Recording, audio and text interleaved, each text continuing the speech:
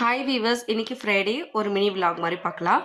Morning 5:30க்கே வந்து ஒர்க்கை start பண்ணிட்டேன். கோலம் போட்டுட்டு பூஜையெல்லாம் முடிச்சுட்டு மார்னிங் பிரேக்ஃபாஸ்ட் அண்ட் ஸ்கூலுக்கு லஞ்சு எல்லாமே வந்து பேக் பண்ணி கொடுத்துட்டு அப்படியே வந்து க்ளீனிங் ஒர்க் வந்து ஸ்டார்ட் பண்ணிட்டோம். பொங்கல் வர்றதுனால வந்து வருஷத்துக்கு ஒரு முறை எல்லாமே வந்து டீப்பாக க்ளீன் பண்ணுவோம். நடுவில் ஒரு டைம் பண்ணுவேன், இருந்தாலும் வந்து பொங்கலுக்கு வந்து ரொம்ப டீப் க்ளீன் பண்ணுவோம். வீடு ஃபுல்லாக ஒரே நாள் வந்து பண்ண முடியாது, கொஞ்சம் கொஞ்சமாக பார்ட்டாக தான் வந்து நாங்கள் பண்ணுவோம். இன்றைக்கி வந்து கிச்சன் ஒர்க் வந்து பார்த்துடலாம் அப்படின்னு சொல்லிட்டு கிச்சன் வந்து மேக்ஸிமம் க்ளீனாக தான் இருக்கும்.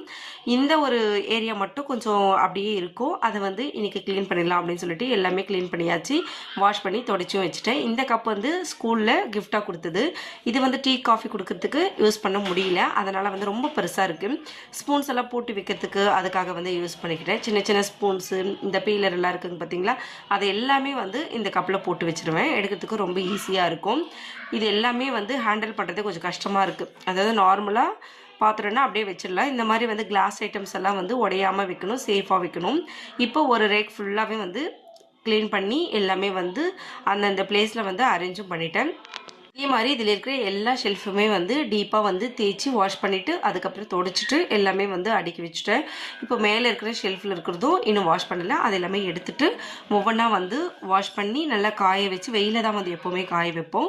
எல்லாமே வந்து பாத்திரம் ஃபுல்லாக வந்து சிங்க்லேயே போட்டுட்டோம். சிங்கில் போட்டுட்டு இதில் வந்து வாஷ் பண்ணுறதுக்கு என்ன யூஸ் பண்ணியிருக்கேன்னா சோப்போட வந்து கொஞ்சம் சபினா போட்டிருக்கேன். சபினா போடும்போது க்ளீனிங் ஒர்க் வந்து ரொம்ப ஈஸியாக இருக்கும், ரொம்ப க்ளீனாகவும் வந்து இருக்கும். அதே மாதிரி இந்த பித்தளை பாத்திரம் வந்து பாருங்கள், நம்ம நார்மலாக வாஷ் பண்ணோம்னா அந்தளவு வந்து பளிச்சுன்னு இருக்காது.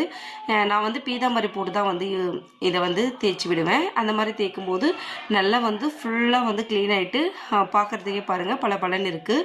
இந்த பித்தளை பாத்திரத்துக்கு மட்டும் அது மட்டும்தான் நான் வந்து யூஸ் பண்ணுவேன்.